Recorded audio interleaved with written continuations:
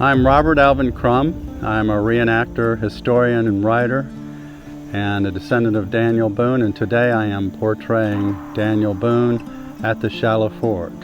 And this is where, when I came in as a boy at the age of 16 with my family, we crossed the Shallow Ford, which came down the Great Wagon Road. And it's at this point that our family crossed with horses and cattle and wagons, and we were headed into what is the Bryan settlement, where my father was to buy 2 large tracts of land. We came here like many did because land was much cheaper than where we were up in Pennsylvania, and he had a family and even began with grandchildren, and we were all looking for land. When I came into this area of North Carolina as a teenager, we came down the Great Wagon Road from Pennsylvania, like so many others came with us and after us, and we were all looking for inexpensive land and a new place to find home. Well, the Great Wagon Road came to this point because we're on the Yadkin River, and this is what's known as the Shallow Ford. Much like today, the water was so shallow that we could bring our wagons and cattle and horses across to get to the west side of the river, so that we were in the Bryan settlement buying the land that was in this area. The place that people from Pennsylvania would come down through, and some from Virginia, this was the point where they could easily cross the river and find the land in the backcountry of North Carolina. It was an important place, much like many of you might think of Ellis Island, where immigrants used to come into the United States. Well, for us to get into the Bryan settlement and the lands south and west of here, we came in at the Shallow Ford. As the Great Wagon Road led into the Yadkin River behind me, this was called the Shallow Ford because there is a thick layer of stone, and it was hard land. It wasn't as if it was mud or sand that would wash out. It was stone, and there were times when it flooded we couldn't cross, but at other times it was so shallow that we were actually crossing on a shelf of stone from one side of the river to the other. At the time I was living here, and I crossed this ford many times going both directions to come into this land and back out again, and there were no bridges built at the time, and we couldn't build bridges to cross rivers. There were some ferries, but the ferries came along a little later, so in order to cross rivers and even large creeks, we had to look for where there was a shallow place in the river.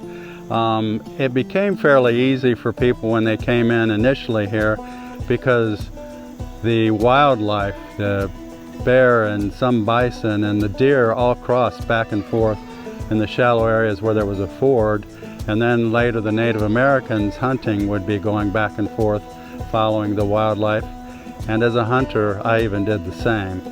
So it was an important location on the river because when the weather was good and the water was shallow, it was easy to ford, and that was the way we could get across rivers going both directions.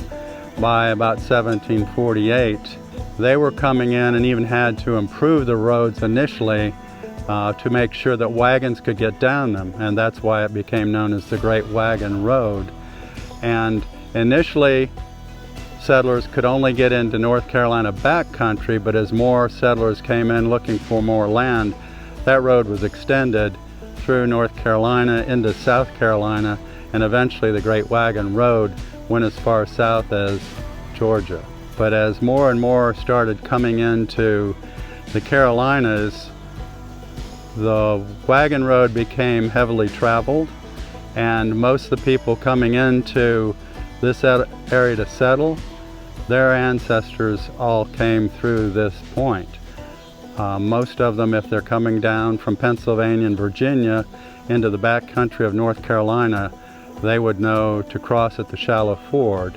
And then They might go farther south to South Carolina and Georgia, but they may have gotten here, looked around, and started buying more land going farther up the Yadkin to other counties, which became Yadkin County and Wilkes County and Surry County. And so coming in here, then they started spreading out and looking for more land, or if they had some land here initially, they were buying land and moving farther, whether it's farther south or farther west from this point.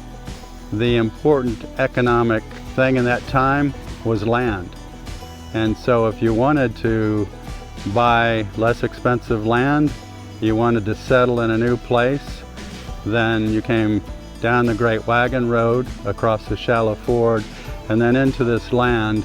And the land here was known as the Bryan settlements, but there were more lands farther south and farther west where settlers came in, settled together, and established thriving communities. The shallow ford was important not only for settlers to come in, and they were coming in from a point directly across the river. They'd cross this stone shelf that was the shallow ford, and then once they got on this bank, they'd head up a wagon road that goes up through the woods here. And frequently they would have to go back and forth, so it was an important place to travel across, but also to travel into this land in the Carolina backcountry to settle and to establish new lives.